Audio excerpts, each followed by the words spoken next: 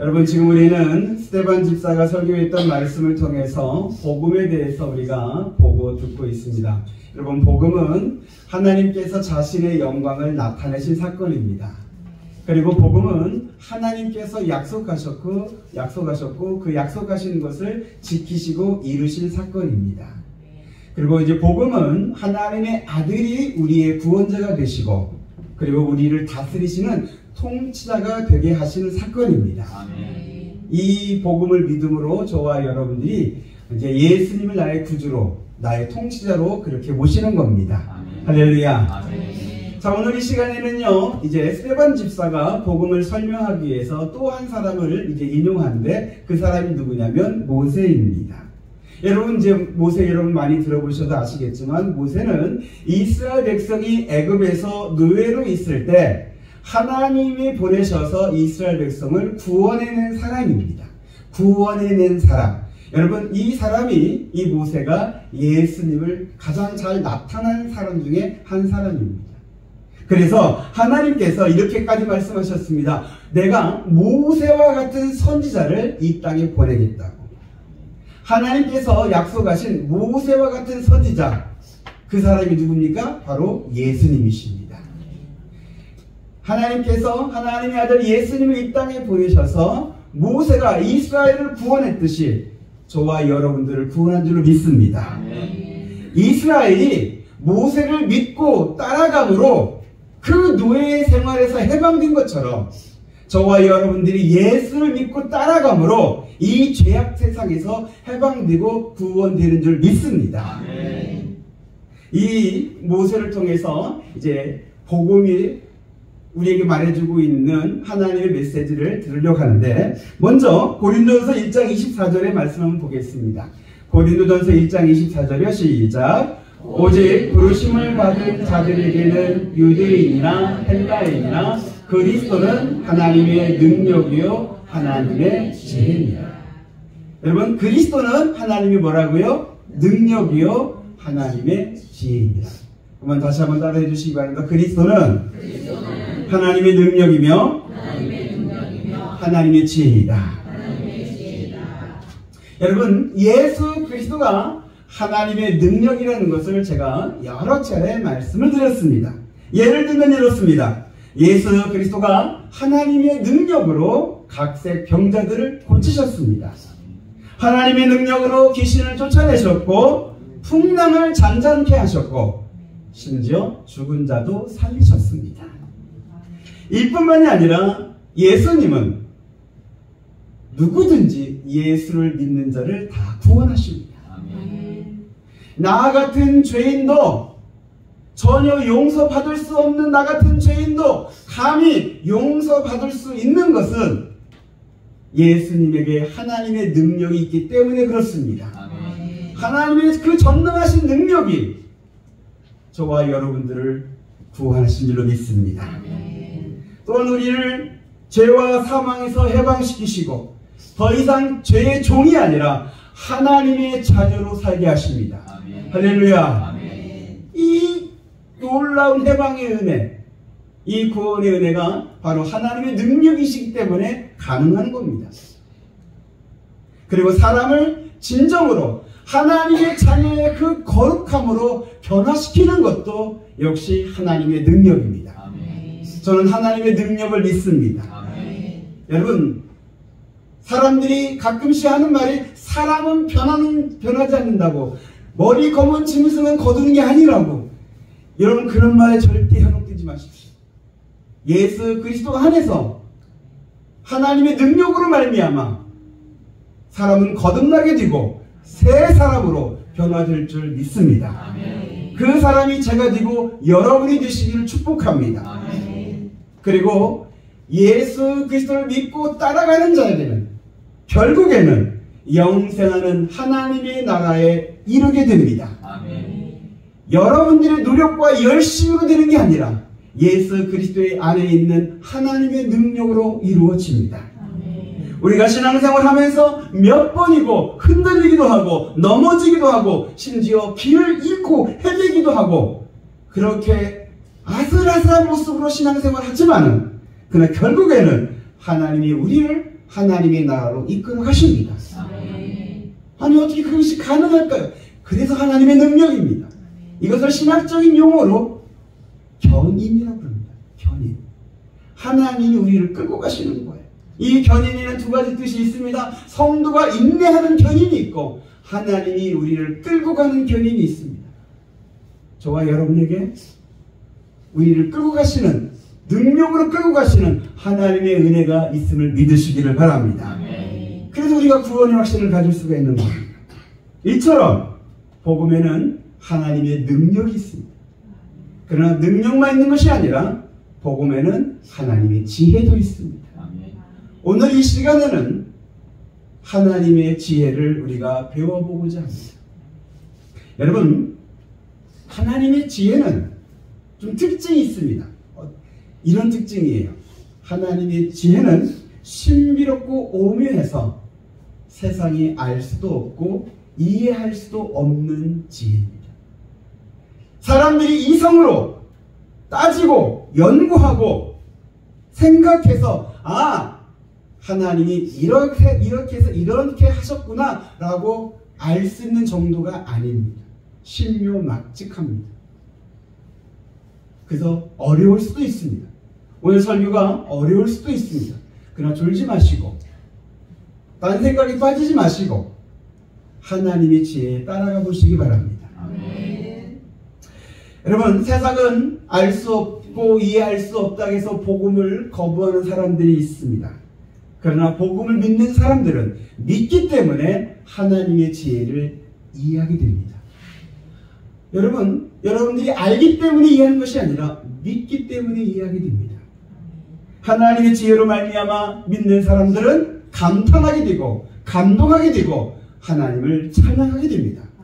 그 은혜로운 모습이 우리 양문교회에 이루어지기를 소망합니다. 다시 한번 말씀드립니다. 여러분, 복음은 이해하기 때문에 믿는 것이 아니라 믿기 때문에 이해하는 겁니다. 왜냐하면 복음에는 놀라운 하나님의 지혜가 있기 때문에 그렇습니다. 오늘 우리 말씀을 통해서 이 놀라운 하나님의 지혜가 어떻게 이루어지는가를 보도록 하겠습니다. 17절의 말씀을 보겠습니다. 사도행전 7장 17절이요. 시작. 하나님이 아브라함에게 약속하신 때가 가까우니 이스라엘 백성이 애굽에서 번성하여 많아졌더니. 자, 여러분, 하나님께서 아브라함에게 약속하신 때가 가까우매라고 이렇게 17절을 시작합니다. 때. 여러분, 복음은 우리에게 이렇게 말을 합니다. 여호와 하나님이 하나님의 때에 하나님의 방법으로 세상을 구원하신 것이 복음의 이야기입니다. 그 하나님의 방법은 예수 그리스도입니다. 근데 문제는 하나님의 때입니다. 여기서 하나님의 때는 하나님께서 정하신 때를 말합니다. 성경에서 말하는 때는 우리가 흔히 말하는 그 시간과는 조금 다릅니다. 시간에는 두 가지 의미가 시간이 있습니다. 하나는 크로노스라고 해서 흘러 지나가는 시간입니다. 그냥 2024년도 12월 달입니다. 시간이 흘러 지나가면은 2025년 1월 달이 됩니다. 이것은 그냥 시간이 흘러가는 겁니다.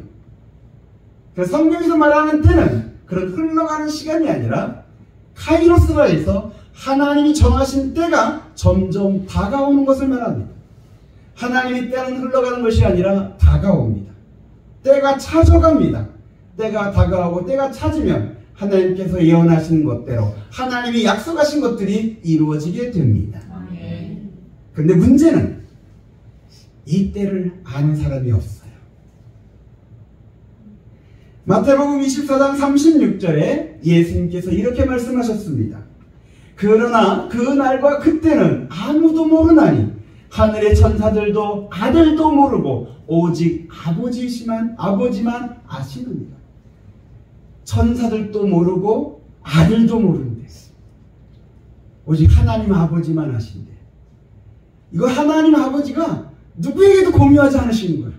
하나님 아버지만 때를 정하시고 그 때가 다가오면은 하나님께서 역사하시고 하나님의 은혜가 펼쳐지고 하나님의 약속이 이루어지게 하시는 거예요. 아무도 몰라요. 근데 이것이 하나님의 지혜예요. 하나님의 신비예요. 하나님이 정하신 때를 아무도 모르다 보니까 부작용이 있기도 합니다. 예를 들면 이단이나 살비와 같은 사람들이요, 자기가 계시를 받았다고, 자기가 하나님께 계시를 받아서 그날과 그때는 자기를 안다고 사람들을 미혹하고 현혹하기도 합니다. 그런 부작용의 사태가 사실 한국 교회도 여러 번 있었습니다. 우리 양문교회 성도들은 그런 미혹하는 말에 넘어가지 않기를 바랍니다. 그때를 아무도 모른다 했던 그 말 여러분 믿으십시오. 오직 하나님 아버지만 아시는 하나님의 지혜입니다. 그리고 또 반대로 어떤 사람들은 이렇게 합니다. 모른다고 해서 그때가 없는 것으로 생각하며 사는 사람들이 있습니다. 예수님께서 이렇게 말씀하셨습니다. 노아의 시대에 사람들이 홍수가 나기 전날까지 먹고 마시고 장가들고 시집가고 있었다. 홍수가 나서 다 멸망하기까지 사람들은 깨닫지 못했다. 인자가 오는 것도 이와 같다라고 예수님이 말씀하셨습니다. 그런데 그 노아의 시대와 같은 현상이 사실은 지금도 있어요. 여러분, 노아의 시대에 비해서 지금은 얼마나 많이 발전했어요. 과학이 얼마나 많이 발전했어요. 사람들의 생각이 얼마나 많이 높아졌어요. 그런데 여전히 사람들은 하나님의 때가 없는 것처럼 살아가요. 그럼 여전히 하나님이 정하신 때가 점점 다가오고 있음을 깨닫지 못하고 알지 못하고 그냥 먹고 마시고 즐기고 그냥 그렇게 살아가는 이 모습. 그러나 예수 믿는 성도들은 하나님이 정하신 때가 있음을 알지 못하지만 믿음으로 받아들입니다. 아브라함에게 약속하신 그 때가 다가왔을 때 하나님께서 모세를 보내셨습니다. 하나님께서 정하신 때가 되었을 때 세상에 하나님의 아들을 이 세상에 보내셔서 성탄절이 되게 하셨습니다. 그리고 하나님이 정하신 때가 되면은 다시 오신다는 그 예수님이 오셔서 세상은 종말되고 믿음을 끝까지 지킨 자에게는 하나님의 천국잔치에 참여하게 하실 줄로 믿습니다. 그래서 예수님도 그때가 언제인지 모르지만 모른다고 해서 없는 것처럼 그렇게 살지 말고 우리에게 권면하십니다. 깨어있으라. 다시 한번 말씀드립니다. 깨어있어라. 세상 사람들처럼 잠자는 것처럼 살지 말고 하나님의 때가 없는 것처럼 살지 말고 하나님이 정하신 때가 있음을 믿고 깨어있어라. 그날이 언제인지 모르지만 갑자기 올 수 있으니 언제 오시더라도 그때가 언제 이루어지더라도 예비하고 준비하고 있어라. 이것이 예수님의 권면입니다. 하나님의 때에 대한 성도의 지혜입니다. 우리 양문교회 성도들은 지혜로운 성도가 되기를 바랍니다. 하나님의 지혜를 배워서 저와 여러분들이 이 시대에 끼어있는 지혜로운 성도가 되시기를 우리 주 예수 그리스도 이름으로 축복합니다. 그리고 이제 19절의 말씀을 보겠습니다. 19절이요. 시작. 그가 우리 족속에게 교활한 방법을 써서 조상들을 괴롭게 하여 그 어린아이들을 내버려 살지 못하게 하려 할세. 자, 19절을 보기 전에 17절을 한번 다시 보겠습니다. 17절이요. 시작. 하나님이 아브라함에게 약속하신 때가 가까우매 이스라엘 백성이 애굽에서 번성하여 많아졌더니 이스라엘이 애굽에서 번성하여집니다. 여기에도 하나님의 지혜가 담겨 있습니다. 여러분, 이스라엘 백성이 이제 번성합니다. 처음에는 70명 정도의 가족이 애굽으로 내려갔었습니다. 그런데 이스라엘이 번성하여 장정만 60만 명, 더하 200만 명이 되는 민족이 되게 하십니다. 이것이 하나님의 지혜입니다. 아브라함부터 시작되었던 그 가족이 이제 한 70명의 가족이 되더니 이것이 200만 명의 민족이 되고 그리고 이스라엘이라는 나라가 되고 그 나라를 통해서 하나님 나라가 이루어지게 하시고 그곳에서 온 인류를 구원하는 메시아 예수 그리스도가 나타나게 하십니다. 이 전체적인 것이 하나님의 지혜입니다. 사람들은 자기가 사는 세상만 보고 생각하다 보니까 1000년에 걸쳐서 1000년에 걸쳐서 하나님께서 계획하시는 그 흐름을 그 역사를 다 깨닫지를 못합니다. 그러니까 저와 여러분들은 말씀을 통하여서 하나님의 지혜를 알아야 합니다. 하나님께서 저와 여러분을 번성케 하시는 것에도 하나님의 뜻이 있고 계획이 있음을 믿으시기 바랍니다. 여러분이 잘났기 때문에 여러분이 잘했기 때문에 이렇게 흥한다는 것이 아니라 그 흥하는 것을 통하여서 하나님의 계획이 하나님의 지혜가 있습니다. 그리고 이제 21절에 보니까 이제 한 19절에 보니까 반대의 일이 일어나게 됩니다. 애굽의 바로 왕이 이스라엘을 괴롭힙니다. 핍박합니다. 교활한 방법을 씁니다. 그 교활한 방법이 두 가지였습니다. 하나는 이스라엘에게 힘든 노역을 시키는 겁니다. 피라미드라든지 성을 쌓는 노역을 시킵니다. 그리고 두 번째로는 이스라엘이 그렇게 해도 아이들이 잘나니까 승풍삼부인 것 같고 그곳에 있는지 잘나니까 안 되겠다. 그곳에 있는 아이들을 어린아이들을 죽이자. 거기서는 산파들 동원해서 아이들을 죽이게 합니다. 하나님이 이스라엘을 번성케 하셨는데 민족이 될 수 있도록 숫자가 많아지도록 하게 하셨는데 이제 민족이 사라질 수 있는 위기를 당한 거예요. 이스라엘 민족이 애굽에서 말살되어 없어질 수 있는 그런 위기를 만난 겁니다. 그런데 여러분 출애굽기 보면은 애굽의 바로왕의 마음을 강팍하게 한 사람이 있습니다. 한 분이 있습니다.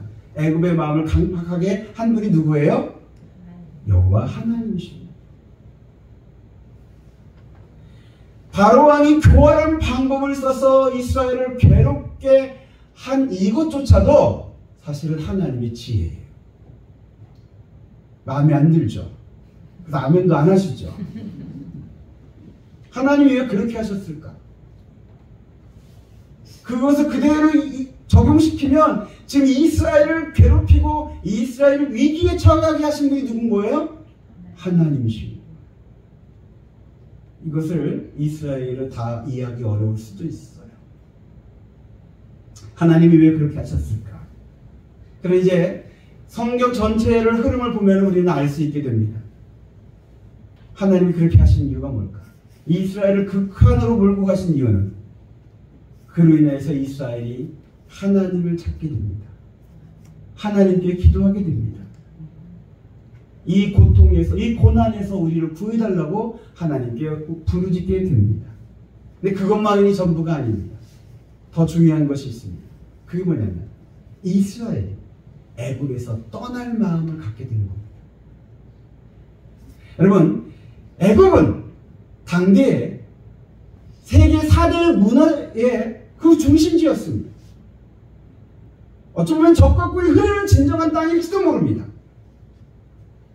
그곳에서 견딜만 하다면 그곳에서 그냥 먹고 살 정도만 된다면 이스라엘은 떠날 마음이 안 생길지도 모릅니다.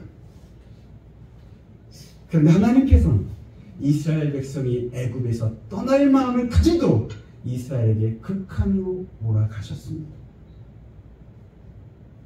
그것까지 이해하기가 사실은 이스라엘은 쉽지 않겠죠. 지금도 마찬가지입니다.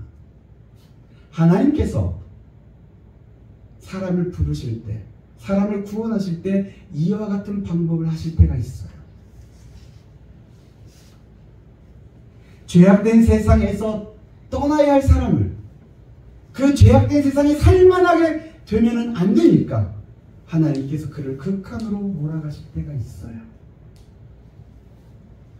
정말 괴로워서 예수 구원을 구하고 하나님의 구원을 구하는 그 상황까지 하나님께서 되게 하실 때가 있어요. 이를 위해서 하나님께서 애굽의 바로 왕을 사용하셨듯이 때로는 악한 사람을 사용하셔서 하나님이 위기의 순간을 만들기도 하셔요. 마음에 안 듭니다. 하나님이 그렇게 하시면 안 되는데, 나에게, 우리 가정에, 우리 교회에 그렇게 하시면 안 되는데, 근데 그것도 역시 하나님의 지혜입니다. 사람이 알 수 없고 다 이해할 수 없는. 혹여나 여러분, 누군가가 여러분들을 힘들게 하고 괴롭게 하고 마음 아프게 하거든, 여러분들의 마음의 감정은 어떻습니까? 그를 미워하게 되겠죠. 근데 이 시간 말씀드립니다. 그를 미워하기 전에 먼저 하나님의 지혜를 헤아려 보시기 바랍니다. 혹여나 하나님께서 하신 것이라면, 하나님이 그 사람을 통해서 나에게 이 위기를 주게 하셨더라면 여기에는 하나님의 또 다른 뜻이 있다고 믿으시기 바랍니다. 그것이 무엇인지를 몰라요. 왜 그런지 몰라요. 그래도 여러분, 하나님을 믿으십시오. 그래도 하나님을 믿고 믿음의 걸음을 한 걸음 한 걸음 나아가 보십시오. 그때는 몰랐지만 가다 보니 하나님께서 이런 뜻이 계셨다. 하나님의 선하신 뜻이 여기 있었군요. 하나님이 이런 계획이 있으셨군요. 감탄하게 될 겁니다. 찬송하게 될 겁니다. 아멘. 여러분이 하나님을 믿는 신앙이 여러분들이 바라고 원하는 것만 이루어지며 찬송하는 신앙이 아니라 이 하나님의 지혜를 경험하면서 온 영이 다하여 하나님을 찬양하는 신앙까지 되실 수 있게 되기를 축복합니다. 아멘. 그리고 이제 21절의 말씀을 보겠습니다. 21절이요. 시작. 버려진 후에 바로의 딸이 그를 데려다가 자기 아들로 기르매. 여기 버려진 후에라고 있습니다. 지금 누가 버려졌습니까? 모세가 버려졌습니다. 어디에 버려졌습니까? 나일강에 버려졌습니다. 사실 모세의 일생에서 모세는 두 번 버려집니다.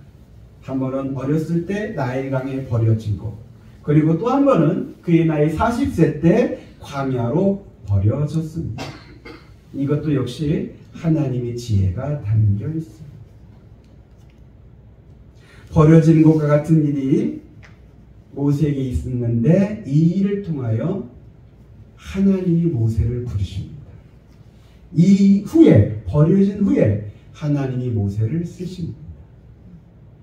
이게 세상의 방법과는 다른 방법입니다. 세상은 버려지면 안 됩니다. 한번 나고자가 되면 안 됩니다. 버려지고 나고자가 되고 잊혀지면 끝나는 것이 세상의 경쟁 사회의 모습입니다. 특히 우리 대한민국이 이게 심합니다. 또 우리 젊은이들이 대한민국을 헬조선이라고 합니다. 헬조선이 뭔지 아시죠? 지옥 같은 나라라고 말합니다. 근데 여러분들 보시면 아시겠지만 우리 대한민국, 우리가 어렸을 때부터 얼마나 좋아요. 감히 상상할 수 없는 것이 지금 대한민국에 이루어지고 있잖아요. 이 모습이 무슨 지옥입니까? 근데 젊은이들이 볼 때는 지옥인 거예요. 그 무한 경쟁이, 그 무한 경쟁으로 인해서 짓누름의 그 스트레스가 어마어마한 거예요. 절대 버려지면 안 되기 때문에 어떻게든 그 경쟁 사회에서 살아남으려고 몸부림치고 있어요. 그런데 여러분, 하나님의 지혜는 그게 아니고 오히려 버려진 후에 하나님이 그를 택하시고 그를 세우시고 그를 통해 역사하신다는 거예요. 버려져도 괜찮다는 거예요. 아니, 오히려 그게 은혜라는 거예요. 그래도 안 버려지고 싶죠? 나한테 그런 일이 안 생기고 싶죠? 아니요. 성경에서 보면은요, 이런 버려지는 것 없이 편안하고 평탄한 길로만 갔던 사람에게는요, 여러분, 하나님이 쓰시는 일이 없더라고요. 오히려 버려진 경험이 있던 사람, 예를 들면 여러분 다윗도 사실은 버려졌죠. 광야에서 17년 동안 사울에게 쫓기는 그런 시절이 있었어요. 근데 그것을 통해서 다윗은 하나님의 마음에 합한 사람이 되고 이스라엘의 성군이 됩니다. 근데 버려진 적이 없었던 사울은요, 여러분 사울의 용모가 얼마나 준수한지, 키도 크고요, 얼굴도 잘생겼어요. 저와는 비교할 수 없는 그런 사람인데, 그 사울이 사람들이 외모를 볼 때는 진짜 왕감이다 했는데 사람의 외모를 보면 안 되겠더라고요. 그 사울이 나중에는 그 마음이 변화해서 시기와 질투가 가득하여 하나님도 이용하고 하나님을 외면하고 나중에는 자기 그 미움의 그 복수의 칼만 가는, 게다가 쫄딱 망하는 왕이 되고 말아요. 버려진 것이 없는 것, 그것이 은혜가 아니더라고요. 버려진 그 경험이 오히려 나에게는 또 다른 하나님의 은혜가 됩니다.